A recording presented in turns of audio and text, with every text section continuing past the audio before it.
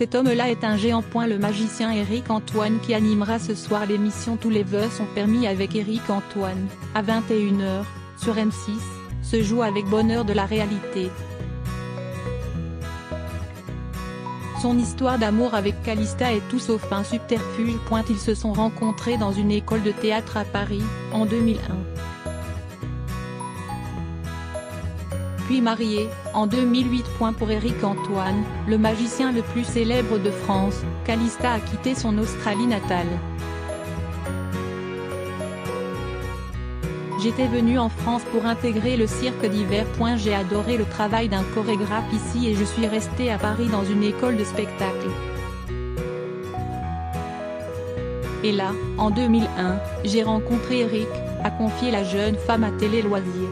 J'étais amoureuse mais j'étais aussi ambitieuse, mon rêve était de créer une compagnie de danse en Australie.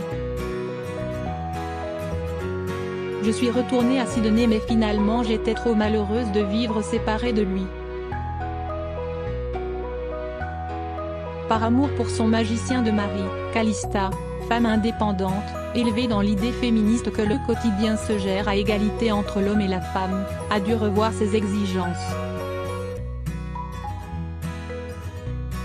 Éric est beaucoup en tournée, en tournage, du coup, je me retrouve souvent seule à m'occuper de la maison et des enfants mais c'est ainsi, pour l'instant. Le mariage, c'est aussi ça, accepter de laisser partir l'autre pour travailler, le laisser faire autre chose et revenir, expliquait la jeune femme dans les pages de gala. Pas question pour autant de vivre dans l'ombre de son mari qui a confié avoir connu d'autres amours avant cet amour fou.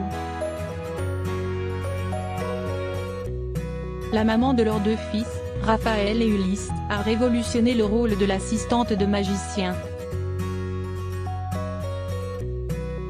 Tantôt se transformant en Bernard, un personnage muet et burlesque. Tantôt en Lindsay, un parangon de potiche qui finit pas se rebiffer. Last but not least, elle coécrit les spectacles de son mari. Bref, une vraie magicienne.